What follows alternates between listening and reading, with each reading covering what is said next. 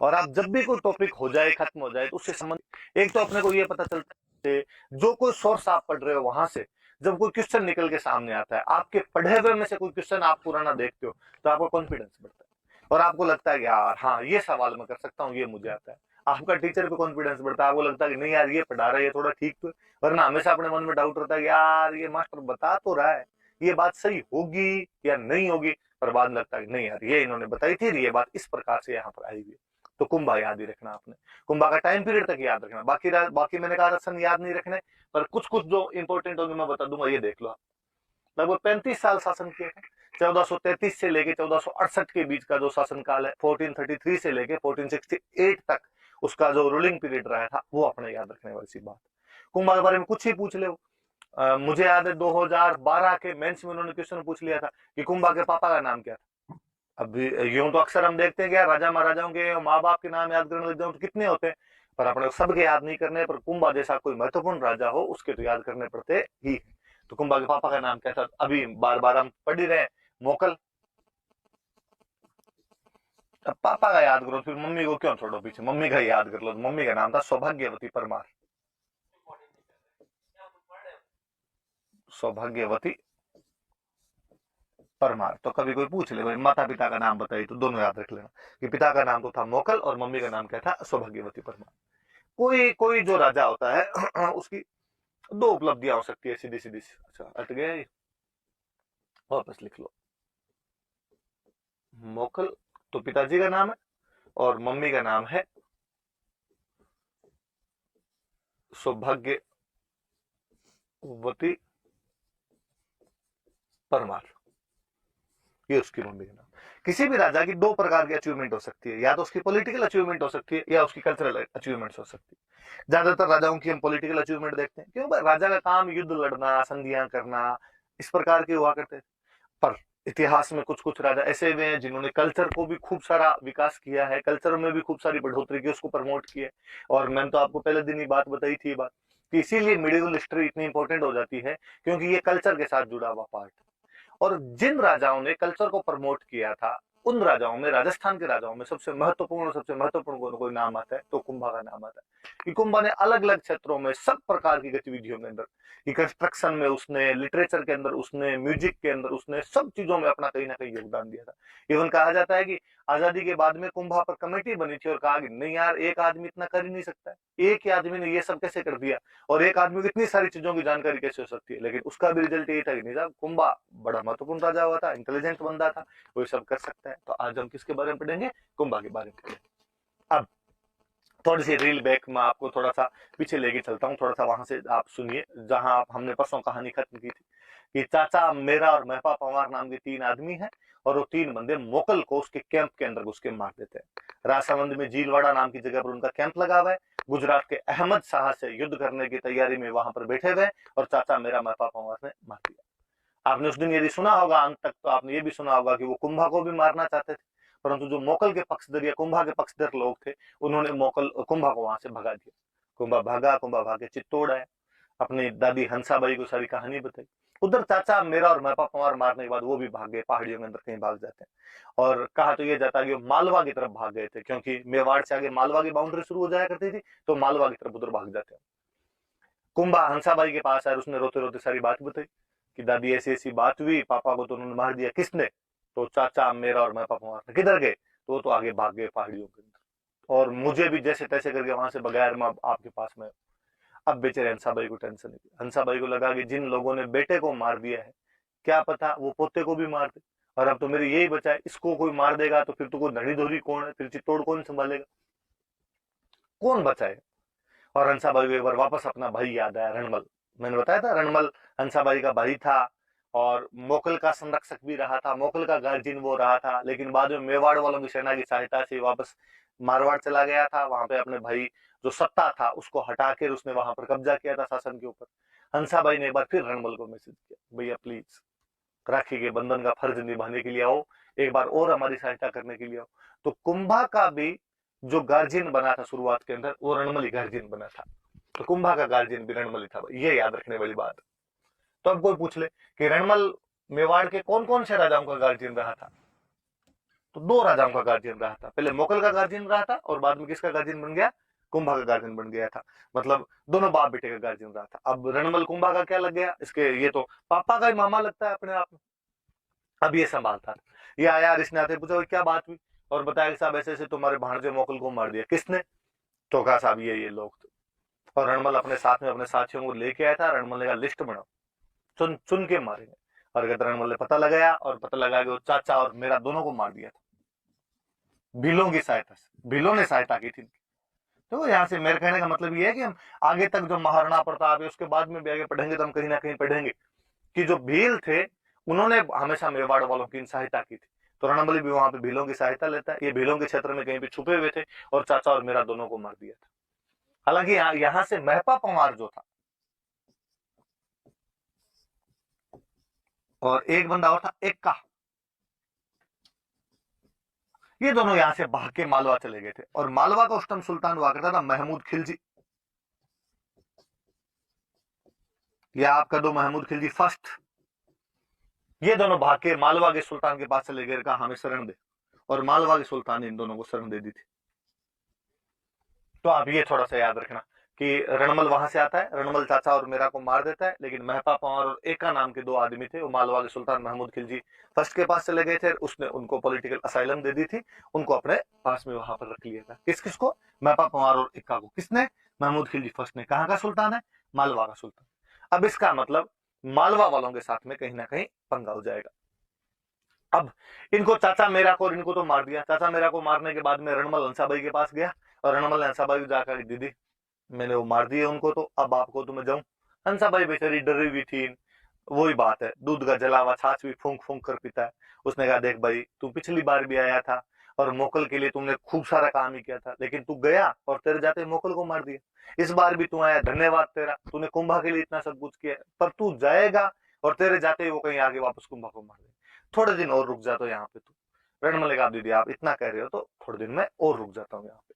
और कहते रणमल वहीं रुक गया।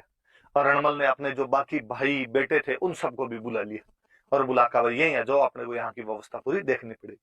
अब वहां मेवाड़ के अंदर रणमल का जो इन्फ्लुएंस था वो बढ़ने लग जाता है, रणमल का जो प्रभाव था वो बढ़ने लग जाता है। मैंने और बताया था रणमल मारवाड़ का था, मारवाड़ वाले राठौड़ थे। इसका मतलब अब वहां पे किसका इन्फ्लुएंस बढ़ने लग गया था, राठौड़ों का इन्फ्लुएंस बढ़ने लग गया था। और जबकि मेवाड़ वाले खुद कौन थे, गोहिल, और गोहिलों में भी कौन से गोहिल, सिसोदा वाले गोहिल थे, तो सिसोदिया थे। तो अब वहां पे मेवाड़ में साफ साफ दो गुट बने, मेवाड़ के अंदर दो गुट बन गए, एक गुट बन गया राठौड़ों का और एक गुट बन गया सिसोदियों का।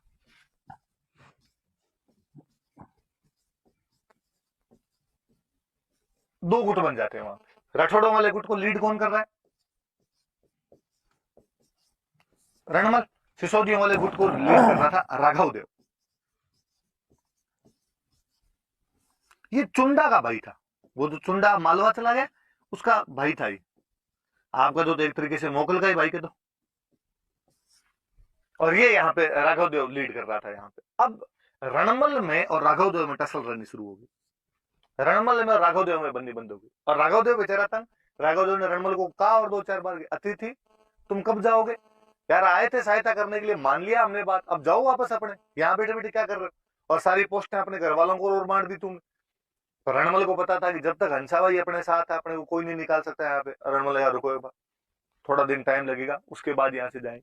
पर बाद में रणमल को लगा अच्छा राघव देव थोड़ा ज्यादा तीन मांस कर रहा है, और उसने एक दिन कहते हैं अपने आदमियों को भेज के राघव देव को मरवा दिया था। तो राघव देव की हत्या करवा दी, इसका मर्डर करवा दिया।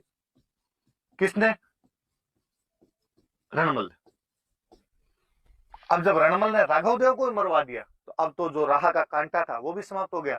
अब तो फुल पावर के अंदर ही कौन है, रणमल एकदम फुल पावर के अंदर। और रणमल भयंकर आदमी था, डील का डाकी टाइप का आदमी था। कहते हैं साढ़े 7 फीट हाइट है, क्योंकि 1.5 क्विंटल वजन का आदमी था। 5-7 आदमी तो मिल जाए तो भींच भींच के मार दे, ऐसा हुआ करता था रणमल। पर हर आदमी कोई ना कोई कमजोरी। और कहते हैं जब मेवाड़ में रणमल रहता था तब रणमल की वहां पे गर्लफ्रेंड थी भारमली, एक दासी थी भारमली नाम करके, इससे रणमल प्रेम किया करता था। और कहते हैं दिन रणमल शाम को गया भारमली के पास, दारू के नशे में था ही थोड़ा, और उसने दारू के नशे में भारमली कह दिया कि भारमली अब के बरस तुझे धरती गिराने के रहेंगे। उसने पूछा कैसे, तो कहा मेरा प्लान ये है कि मैं कुंभा को मारूंगा, और मैं कुंभा को मार के मेवाड़ का राजा बनूंगा। जब मैं राजा बनूंगा तू रानी बन जाएगी।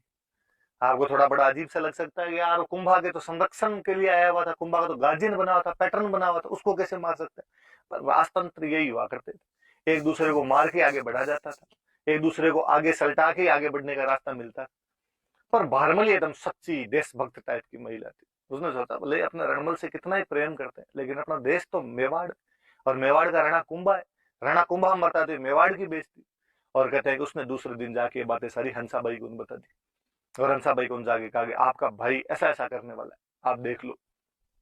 हंसाबाई ने एक बार तो कहा ऐसे कैसे मेरे भाई पे तू इल्जाम लगा रही है, ये सब ब्लेम है, झूठे हैं। उसने कहा मैंने खुद सुना है, मेरे को उसने खुद ने कहा मैं झूठ क्यों बोलूं, और यदि बात झूठी हो ना तो आप मुझे फांसी लटका देना। जानती हंसाबाई भी थी कि रणमल आदमी तो टेढ़ा है, ऐसा कुछ कर भी सकता है। पर अब दिक्कत दूसरी, अब यदि हंसाबाई रणमल को ये कहे कि रणमल तो कुंभा को मत मारना, तो परसों मारता कल मारे।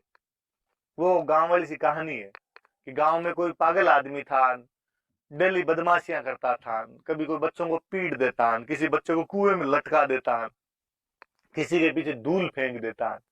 एक दिन कोई गांव वालों ने बुला कहा यार बाकी सब तो सही है, तू कभी गांव के आग मत लगा देना।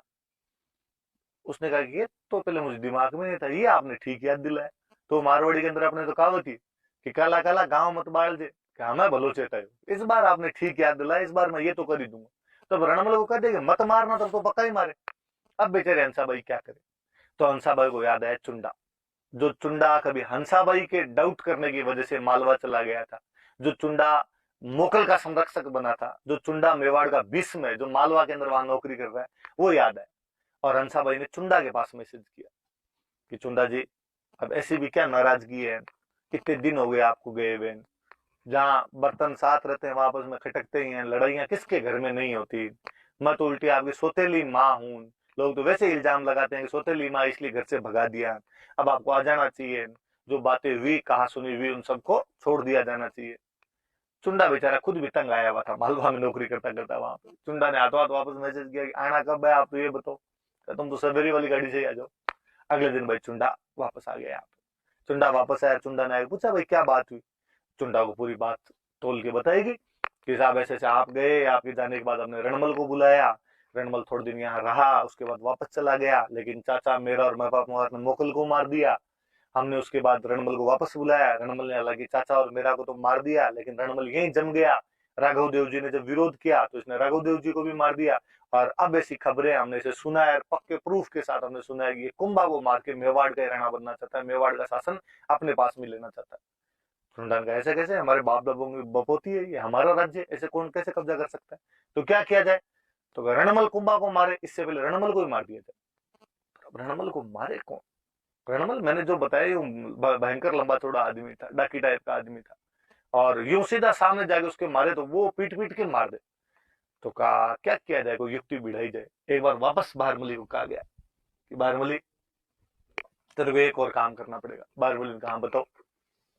का आज जब रणमल शाम को आए तो तुम उसको दारू पिला के टल्ली कर देना, और जब नशे के अंदर होगा तो हम उसको मार लेंगे। बारमली ने कहा कि देखो वैसे तो मैं रणमल जी से टूट के मोहब्बत करती हूँ, पर आप कह रहे हो तो देश के लिए इतना कर ही दूंगी।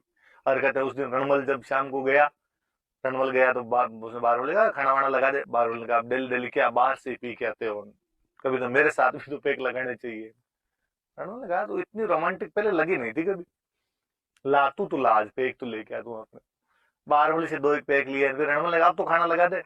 बारमल ने कहा कि नहीं नहीं, एक एक मेरे नाम का पैक और लेना पड़ेगा। ऐसे कहते उसने धीरे धीरे करके पूरी बोतल खाली करवा दी, पर उस डाकी के तो कोई बोतल में असर पड़े नहीं, दूसरी बोतल खोल ली। रण बारमली पैक बनाए, रणमल पिए। फाइनली रणमल पीता पीता नशा तो अपना असर दिखाए जी, शराब तो असर दिखाए, और रणमल वही चारपाई पे अचेत होगी गिर गया एकदम। और जैसे अचेत होगी गिरा, बारमली ने आसपास जो खड़े थे उनको बुलाया, सिसोदिया जो खड़े थे उनको बुलाया, भाई आ जाओ। और ये यहाँ पे रणमल अचेत हो गया, पर अब पास में तो भी डर लगे, और लगे कि ये दारू पिया हुआ खड़ा होगा तो भी मार देगा।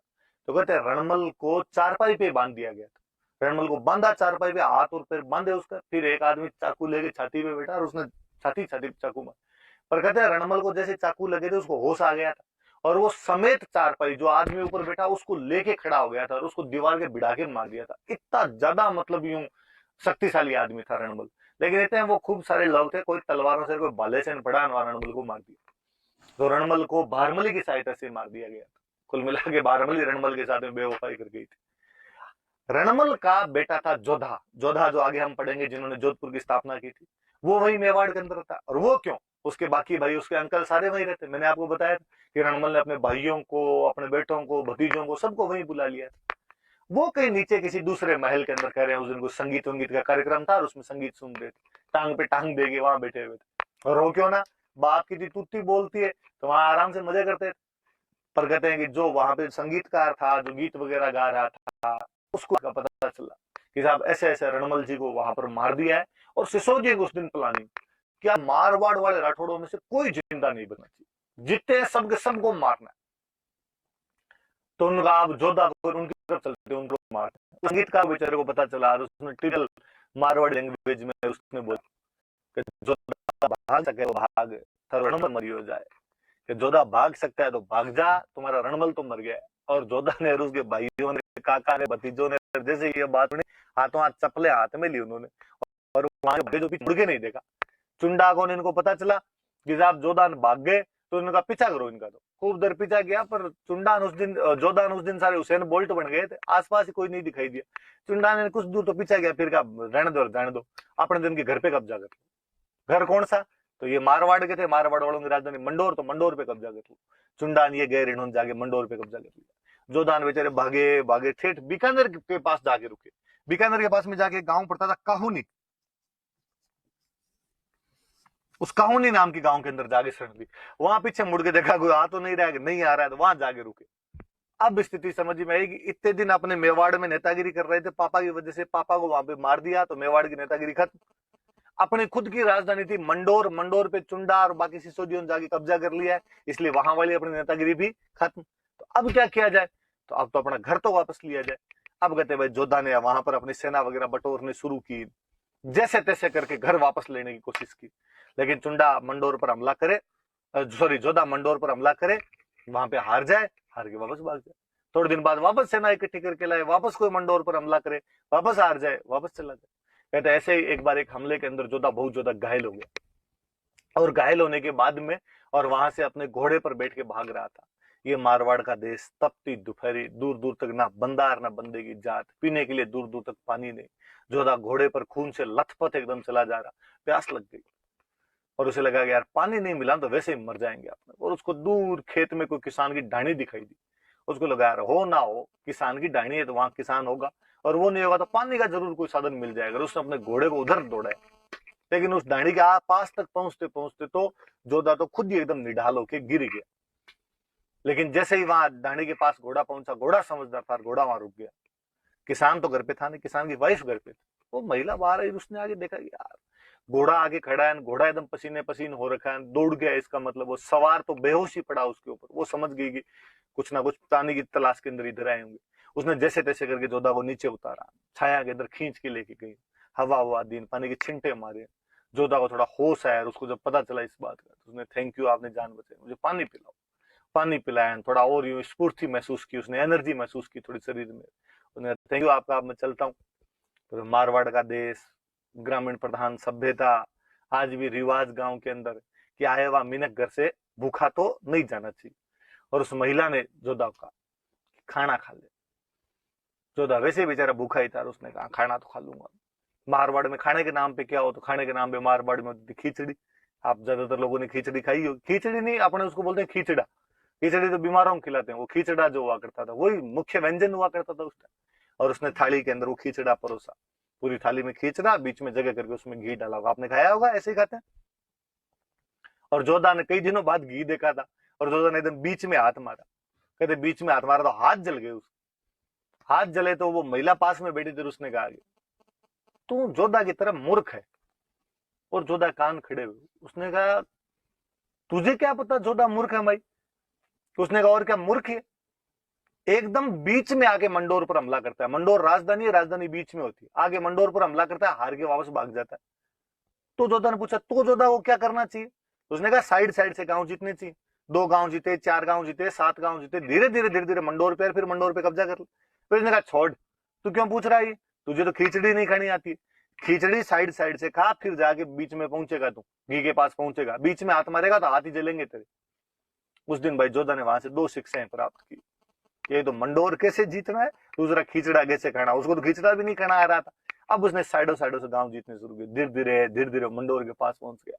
और जब एन मंडोर के पास पहुंचा, तब उसने हंसाबाई के पास मैसेज करवाया कि देखो बुआ, बुआ लगती थी उसकी, तो रणमल की बहन थी, तो कि देखो बुआ, अब खून खराबा खूब हो गया, मैं 15 साल भटक लिया। कहते हैं 1438 के आसपास में रणमल को मार दिया था, और 1453 के आसपास में मंडोर के आसपास पहुंचा था। 15 साल बीत गए थे।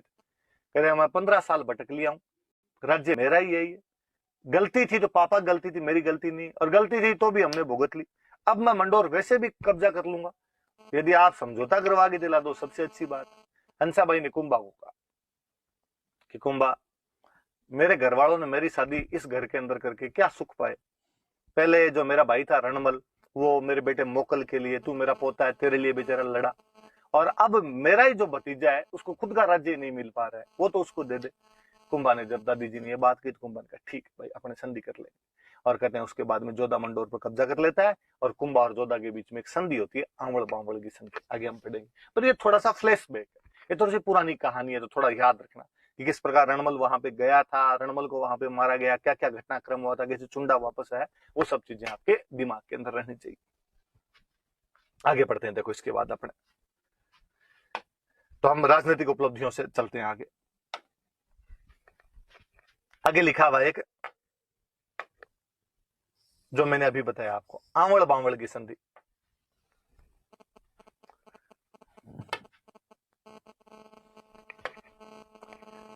ये आंवड़ बांवड़, ये आपके कुंभा और जोधा के बीच की संधि है। तो ध्यान रखना किस किस के बीच में हुई, कि कुंभा प्लस जोधा। कब हुई, तो 1453। क्या कहा गया इस संधि में, तो इस संधि के अंदर कहा गया कि मंडोर पर आज के बाद अब जोधा कब्जा हम छोड़ देंगे।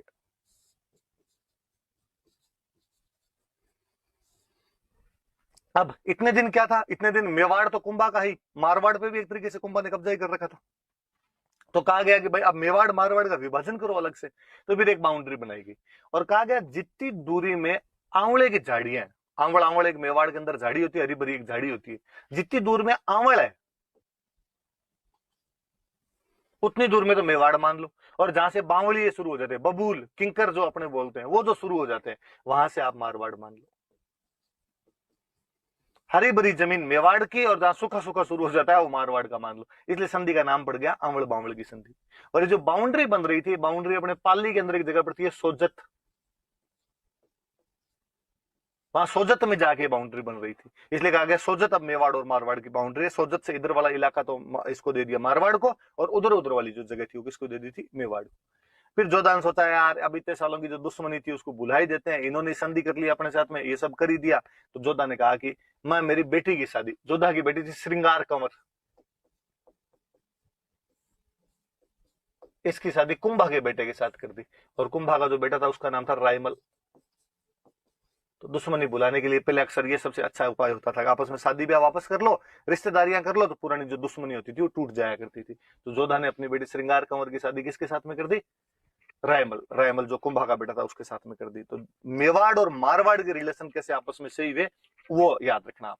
तो कौन सी संधि है वो, आंवड़ बांवड़ की संधि। कब हुई है, 1453, 1453। किस किस के बीच में, कुंभा प्लस जोधा। क्या कहा गया कि आज के बाद मंडोर किसका है, जोधा का। आंवड़ बांवड़ की संधि इसलिए कहते हैं कि जहां तक हरी भरी जमीन है, आंवले जैसी जमीन, आंवले की झाड़ियों वाली जमीन है, वो मेवाड़ की।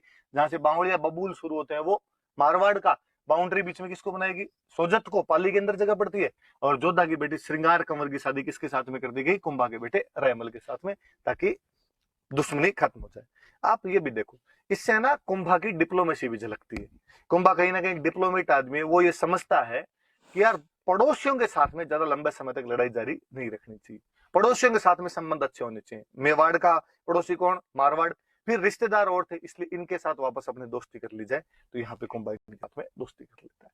तो कुंभा की पॉलिटिकल अचीवमेंट जो पढ़ रहे थे उसके अंदर एक तो ये मेवाड़ मारवाड़ का, चूंकि थोड़ा फ्लैशबैक चल रहा था इसलिए मैंने वहां से बताया, इसलिए बात सामने आ गई। अब आगे बढ़ते, ये याद रख लेना भाई, ये मैं वापस मिटा रहा हूं इसको। अब एक लिखा हुआ इसके अंदर, सारंगपुर का युद्ध। क्या हुआ देखो, मैंने अभी बताया था कि रणमल को वापस बुलाया, रणमल ने आगे चाचा और मेरा को मार दिया क्योंकि वो मोकल के हत्यारे थे। मैंने बताया था महपा पंवार और एका नाम के दो बंदे थे और वो भाग के मालवा के सुल्तान के पास चले गए, और मालवा का सुल्तान हुआ करता था महमूद खिलजी। महमूद खिलजी, कुंभा ने महमूद खिलजी के पास मैसेज किया कि महमूद खिलजी, ये भाई ये दो जो बंदे तेरे पास बैठे हैं ये मेरे पिता की हत्या में शामिल थे और इनको तू वापस दे। महमूद खिलजी ने मना कर दिया। महमूद खिलजी ने कहा नहीं साहब ये शरणागत है, इन्होंने असाइलम लिए, हमारे पास में आगे शरण लिए, और शरण लिए हुए आदमी को वापस नहीं दूंगा। कुंभा ने कहा मैं मारूंगा तेरे को, बाद में इनका तो जो होगा वो देखा जाएगा, तेरे पड़ जाएगी फालतू के अंदर। महमूद खिलजी ने कहा जो हो, मैं इनको तो नहीं, इनको अपने पास में रखूंगा। महमूद खिलजी के मन में एक कोई दूसरी बात, कहते ऐसे ही एक कोई महमूद खिलजी का एक विरोधी और था, उमर खां, और उस उमर खां को कुंभा ने किसी टाइम में शरण दी थी, इसलिए उसके दिमाग में थी कि तूने मेरे विरोधी उमर खां को शरण दी थी, मैं तेरे विरोधियों को शरण दे दूंगा, मैं इसको महपा और एका पवार को, सॉरी महपा पवार और एका को शरण दे दूंगा। इस बात पे कुंभा को गुस्सा आया, कुंभा महमूद खिलजी पर हमला कर देता है। ये मध्य प्रदेश के अंदर एक जगह पड़ती है सारंगपुर, 1437 1437 एडी में युद्ध हुआ। किस किस के बीच में युद्ध हुआ? कुंभा और महमूद खिलजी के। तो याद रखना भाई, ये कोई युद्ध पूछ लेगा आपसे, कुंभा और महमूद खिलजी के बीच में युद्ध हुआ।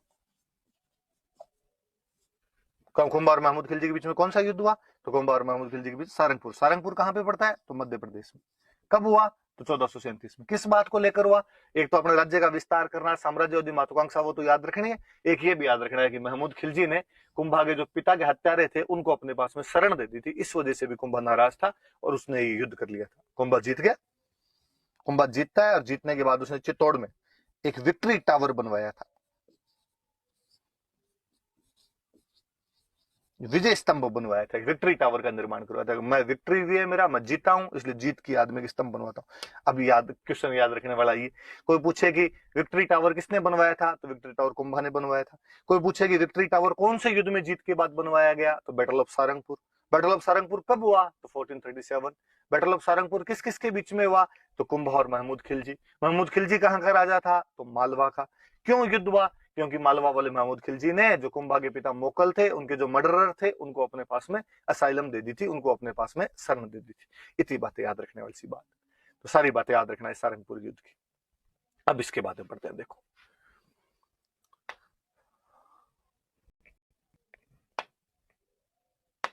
सारी बातें वापस। अब एक थोड़ी सी बात आगे और पढ़ते हैं। इस चंपानेर वाली संधि से पहले मैं एक बात और पढ़ाता हूं आपको। अपने यहाँ पे नागौर, नागौर में मैंने एक राजा बताया था, पिछले में मैंने बताया था, ऋषि श्रृंगी वाला अभिलेख कहता है कि नागौर में एक राजा था फिरोज खां, और मोकल ने उसको हराया था। फिरोज खां जब मर गया तो फिरोज खां का बेटा राजा बना यहाँ पे शम्स खां। इस बात पे शम्स खां का चाचा नाराज हो गया मुजाहिद खां, उसने कहा राजा मैं बनूंगा।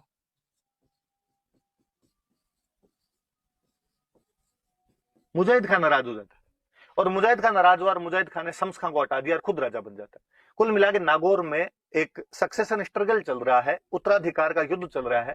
दो लोग लड़ रहे हैं, एक शम्स खां और एक मुजाहिद खान नाम के दो लोग बंदे लड़ रहे हैं। शम्स खां भाग के कुंभा के पास में आता है और इसने कुंभा को कहा कि आप मेरी सहायता करो और आप मेरी सहायता करके मेरे चाचा को हटा के मुझे राजा बनाओ। कुंभा ने कहा पक्का। कुंभा गया, कुंभा ने जाके मुजाहिद खान को पीटा और मुजाहिद खान को पीट के वहां पे राजा किसको बना दिया? शम्स खां को राजा बनवा दिया, और कहा कि तू मेरे को टैक्स टाइम टू टाइम बेचता रहेगा, तू आज के बाद मेरे अंडर में। शम्स खां ने कहा पक्का। सिंपल कोई क्वेश्चन पूछेगा कि कुंभा ने कहा के उत्तराधिकार संघर्ष में भाग ले लिया था, सक्सेशन स्ट्रगल में भाग कुंभा पार्टिसिपेट कहां कर लेता है? नागौर। किस किस के बीच में था? शम्स खां और मुजाहिद खान के बीच में। कुंभा सपोर्ट किसको करता है?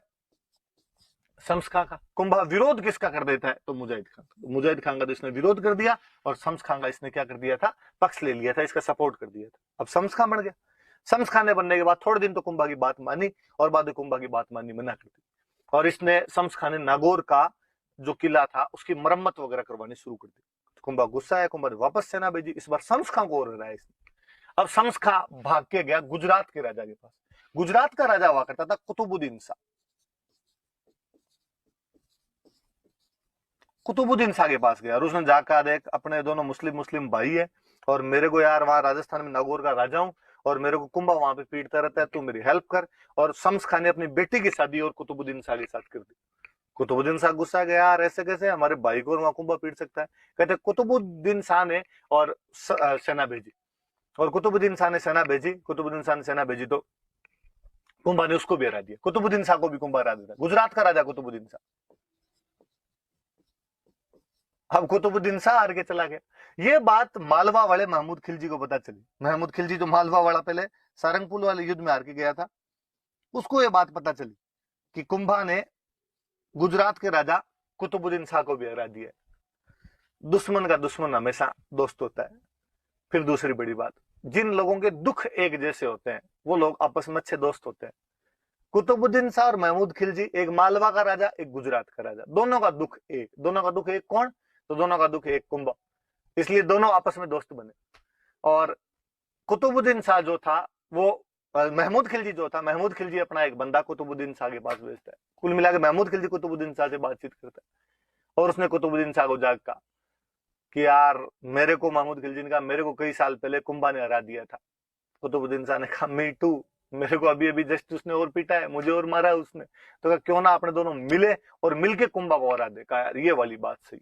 तो इस बार महमूद खिलजी और कुतुबुद्दीन शाह दोनों मिले, मतलब मालवा का राजा और गुजरात के राजा मिले और 1456 में दोनों एक संधि करते हैं, चांपानेर की संधि। दोनों ने एक संधि कर ली वहां, चांपानेर की संधि गुजरात में जगह पड़ती है। चांपानेर की संधि की और कहा इस बार अपने दोनों मिलके जाएंगे और मिलके कुंभा को हरा के आएंगे। दोनों मिलके कुंभा को हराएंगे। अगले साल दोनों ने अपने मिलके सेनाएं भेजी। अपने भीलवाड़ा के अंदर एक जगह पड़ती है बदनौर, बदनौर के अंदर युद्ध हुआ। कहते इस युद्ध में कुंभा ने दोनों को मिलके पीटा था, दोनों को एक साथ हराया। कुल मिला के बात यह है कि कुंभा ने मालवा के महमूद खिलजी को अकेले को सारंगपुर के युद्ध में हराया। कुंभा ने उसके बाद में नागौर वाले मुजाहिद खान को हराया, शम्स खान की सहायता की। फिर शम्स खान को हराया। फिर शम्स खान की सहायता करने के लिए कुतुबुद्दीन शाह आया तो उसको हराया। फिर कुतुबुद्दीन शाह और महमूद खिलजी मिलके आए तो उनको और बदनौर वाले युद्ध के अंदर हराया। अब और कहते हैं कि जब उधर से आपके ये महमूद खिलजी आ रहा था, किधर से ये आ रहा है? गुजरात से। आपके गुजरात से जब महमूद खिलजी आ रहा है तो गुजरात से जब राजस्थान में अंदर घुसेंगे तो अपने यहाँ पे राज्य कौन सा पड़ता? सबसे पहले सिरोही। और सिरोही में चौहानों का शासन हुआ करता था। चौहानों की एक ब्रांच थी देवड़ा और उन देवड़ों का एक राजा था सहसमल। सहसमल देवड़ा एक राजा हुआ करता था और कुंभा ने सहसमल देवड़ा के कुछ एरिया दबा रखे थे। इसलिए जब कुतुबुद्दीन शाह, गुजरात वाला कुतुबुद्दीन शाह गुजरात से आ रहा था उधर से, तो सिरोही वाला सहसमल देवड़ा उससे मिला। कुतुबुद्दीन शाह ने पूछा भाई हाँ सहसमल बता तू किसकी सहायता करेगा? मैं कुंभा से लड़ने के लिए जा रहा हूँ। उसने कहा साहब आपकी, उसने मेरे खुद के एरिया दबा रखे हैं और मैं आपकी सहायता करूंगा। तो उसने अपनी छोटी मोटी टुकड़ी और सहायता के लिए यहाँ पे भेजी। लेकिन कुंभा कुतुबुद्दीन शाह को हरा देता है। कुतुबुद्दीन शाह जब हार के यहाँ से चला गया तब कुंभा ने पूछा कि अरे वो कुतुबुद्दीन शाह गुजरात वाला उधर से आ रहा था तो बीच में चाय नाश्ते किसने करवाए तेरे? तो कहा साहब वो तो सिरोही वाला सहसमल देवड़ा था। इस बार कुंभा ने सहसमल देवड़ा पे सेना भेजी और सहसमल देवड़ा को हरा दिया था। तो सिरोही को नरसिंह डोडिया नाम का सेनापति था। डोडिया परमारों की एक ब्रांच होती है, आगे पढ़ेंगे हम, याद रखना आप। तो नरसिंह डोडिया को भेजा। नरसिंह डोडिया जाके सहसमल देवड़ा की सेना को हरा के आ जाता है तो सिरोही पर भी कब्जा कर लेते हैं। वापस ध्यान दे लेना आप। अपने पड़ोसी जोधा के साथ में एक संधि करता है, आंवड़ बांवड़ की संधि। इसके द्वारा जोधा को मंडोर वापस दे देता है, सोजत को बाउंड्री बना लेते हैं और जोधा की बेटी श्रृंगार कंवर की शादी कुंभा के बेटे रैमल के साथ कर देते हैं। 1437 में सारंगपुर के युद्ध में मालवा के महमूद खिलजी को हराता है क्योंकि इसने मोकल के हत्यारों को शरण दी थी और इस युद्ध में जीत की याद में विजय स्तंभ का निर्माण करवाते हैं। नागौर में शम्स खान और मुजाहिद खान के बीच का जो सक्सेशन स्ट्रगल है, इसमें पहले शम्स खान का साथ दिया, मुजाहिद खान को हटाया। फिर शम्स खान और कुतुबुद्दीन शाह दोनों मिलकर आए थे। कुतुबुद्दीन शाह गुजरात का राजा था, दोनों मिलकर आए थे, इनको हराया। फिर कुतुबुद्दीन शाह और महमूद खिलजी दोनों एक संधि करते हैं, चांपानेर की संधि। कुंभा खिला 1456 में कि मिलके बांटेंगे इसके राज्य को। पर इन दोनों को एक साथ 1457 में बदनौर के युद्ध में रहा। दोनों किसको? तो आपके महमूद खिलजी मालवा के राजा को और कुतुबुद्दीन शाह गुजरात के राजा को। और सिरोही के अंदर सहसमल देवड़ा राजा था, इसने गुजरात वालों की हेल्प की थी, इसलिए नरसिंह डोडिया को भेज के इसको भी हराया था। कुल मिला के कुंभा अपने टाइम का सबसे शक्तिशाली राजा था उत्तर भारत का। उत्तर भारत में उस समय 3 ही बड़े स्टेट हुआ करते थे, दिल्ली, गुजरात और मालवा। देख लो गुजरात और मालवा वालों को तो कुंभा नचा नचा के मार रहा है कि तुम अकेले आओगे तो अकेले मरोगे, साथ में आओगे तो साथ में मर के जाओगे यहाँ से। और दिल्ली की तो तब इतनी औकात ही नहीं थी कि कुंभा से लड़े। दिल्ली की तो हालत वो थी, आप जब मिडेवल, नरेंद्र सर मिडेवल पढ़ाएंगे तब आपको और बताएंगे। कि दिल्ली का राज्य तो दिल्ली से पालम तक था, कि दिल्ली से बाहर आता है वही अड्डा है पालम, कि बस इतनी दूरी में दिल्ली का राज चल रहा था, बाकी दिल्ली के पास तो कुछ बचा हुआ ही नहीं था अपने आप में। तो दिल्ली वालों की तो औकात ही नहीं थी। 1398 में जब तैमूर ने हमला किया था, उसके बाद तुगलक डायनेस्टी तो नष्ट हो गई थी, सैयद आए थे, उनके पास कुछ ज्यादा ताकतें नहीं थी, इसलिए कुंभा यहाँ पर शक्तिशाली राजा बना हुआ था। देख लो उसने सबको हराया। ये कुंभा की पॉलिटिकल अचीवमेंट है, जितनी हमने पढ़ी वो सारी।